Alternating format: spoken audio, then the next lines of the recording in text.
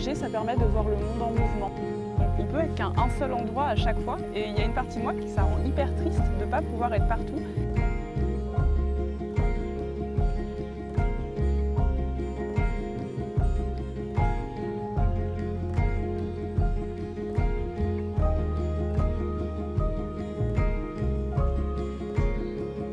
Et donc je suis toujours un peu nostalgique quand je rentre de voyage parce que du coup je quitte ces autres endroits et je les laisse vivre sans moi.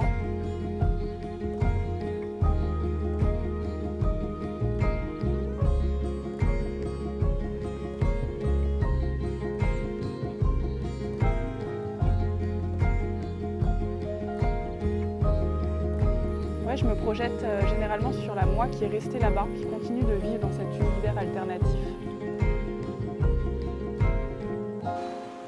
Je ne sais pas s'il y a toujours une bonne décision à prendre. Je pense que c'est surtout écouter son cœur le plus important.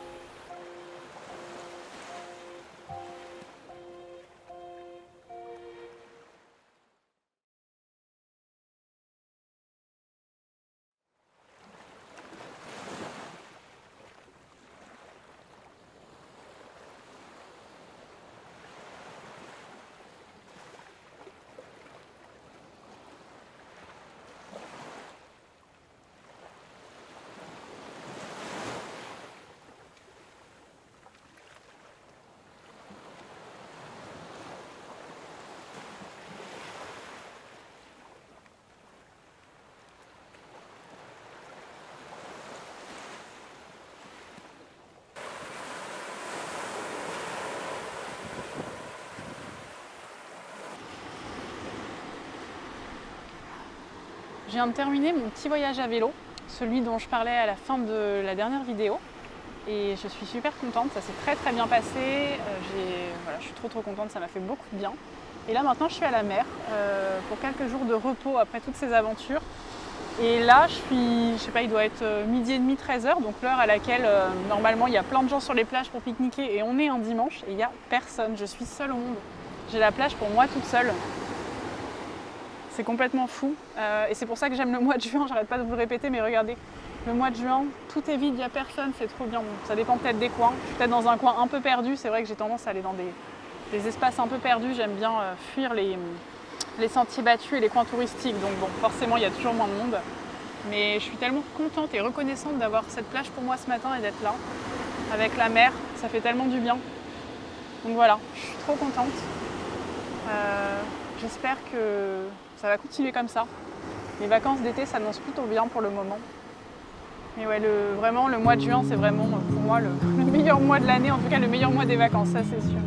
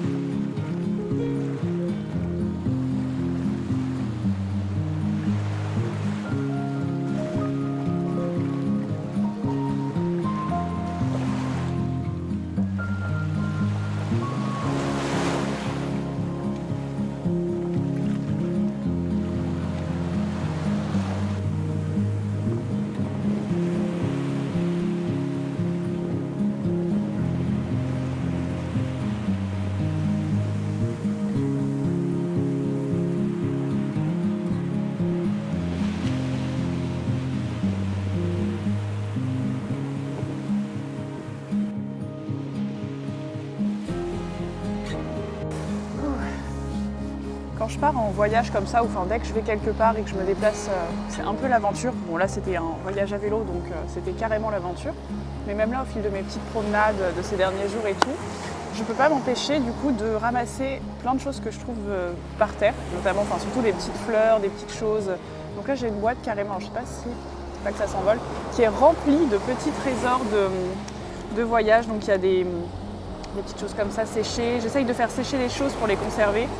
Plein de petites fleurs, en fait à chaque fois c'est vraiment tout ce qui va attirer mon œil.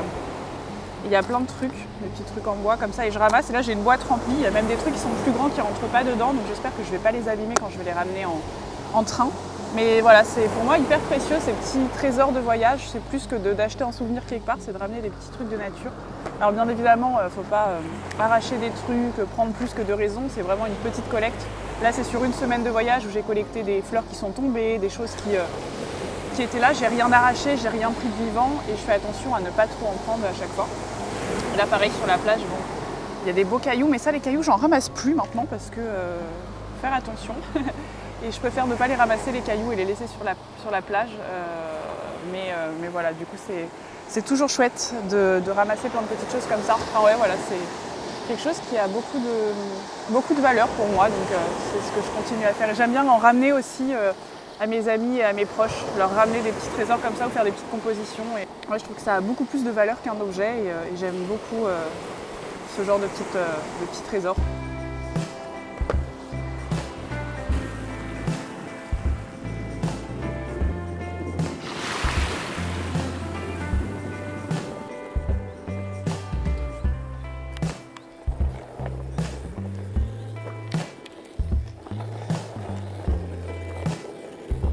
Incroyable.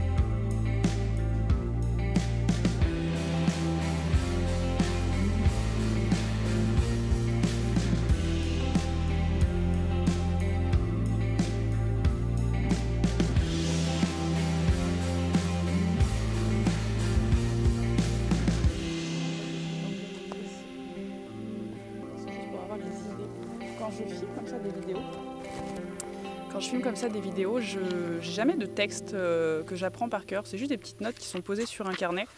Et ça m'aide à ne pas oublier certains points, parfois quand c'est des choses un petit peu plus travaillées. Bon là c'est pas très travaillé, mais c'est juste histoire de ne pas oublier des choses importantes de mes pensées. Voilà. Souvent après mes voyages, je suis prise de nostalgie et d'un peu de tristesse parce que je quitte un endroit dans lequel j'ai vécu des aventures et des trucs chouettes. Et il y a une partie de moi qui est toujours un peu triste de laisser cet endroit à continuer à vivre sans moi. Il est là-bas, il continue de vivre et moi je pars. Et je l'aimais bien et du coup souvent quand je quitte comme ça, que j'arrête un voyage ou que je quitte un endroit que j'aime pas forcément, un road trip ou ça n'a pas besoin d'être méga l'aventure ou méga route, mais juste quand je vais à un endroit et que je me pose et que je vis des trucs chouettes, ouais, il y a tout un pan de moi qui continue à se projeter. La moi alternative qui continue à vivre là-bas.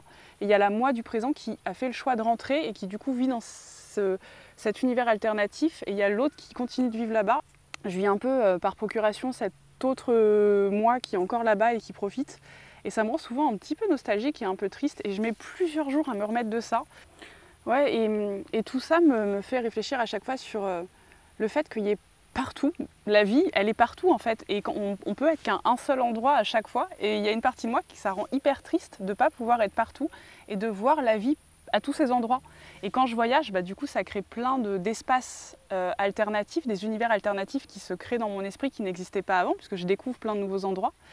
Et du coup, ces endroits-là, maintenant, ils existent dans mon cerveau et je continue de les avoir. En fait, ça crée plein d'autres espaces alternatifs autour de moi qui continuent de vivre, dans lesquels je ne peux pas être et dans lesquels la vie continue d'être, en fait. Et moi, je suis là et je ne peux pas y être. Et ça me rend profondément triste. J'aimerais pouvoir me dédoubler ou vivre toutes ces vies parallèles en même temps et continuer de vivre dans tous ces endroits que j'ai découverts, tous ces endroits super jolis, toutes ces villes, tous ces endroits, en fait, qui me parlent et auxquels je suis attachée.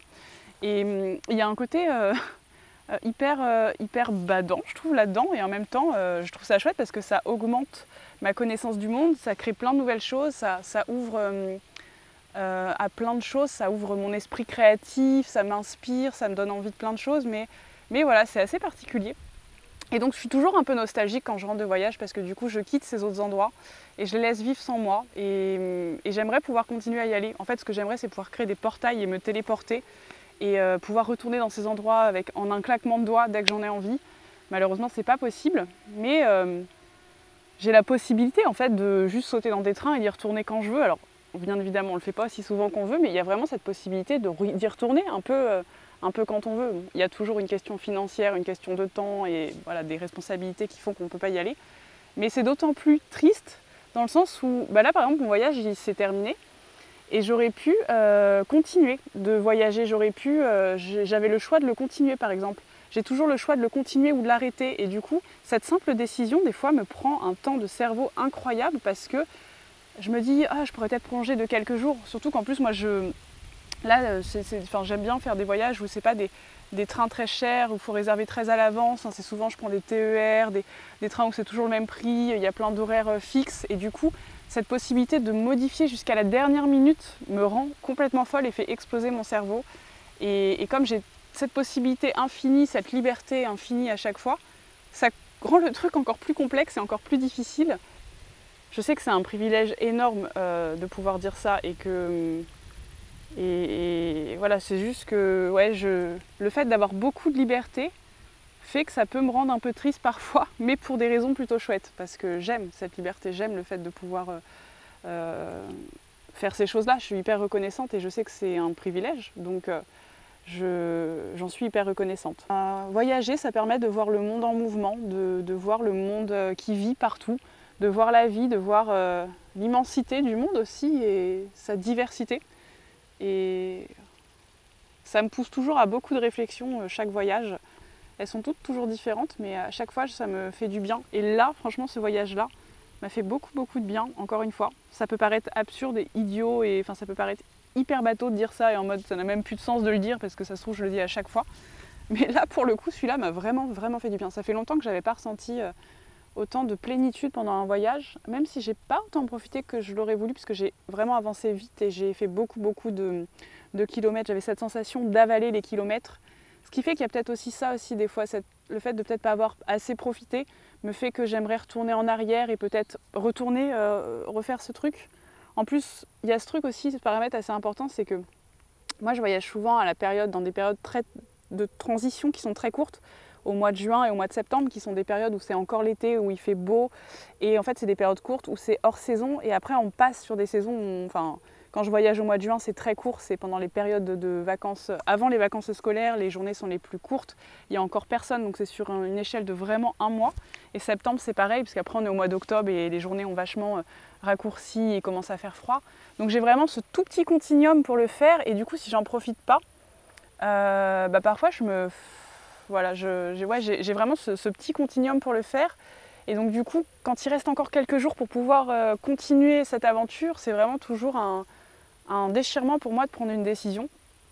Et là, c'est le cas, par exemple, parce que je pourrais continuer mon voyage sur quelques jours et en même temps, j'ai envie de rentrer parce que j'ai des choses qui s'accumulent, des choses qu'il faut que je fasse, des responsabilités. C'est horrible de dire ça. l'envie de me poser aussi un peu, parce que ça fait du bien de rentrer chez soi et de poser ses affaires, de ne plus avoir toutes ses affaires dans des sacs.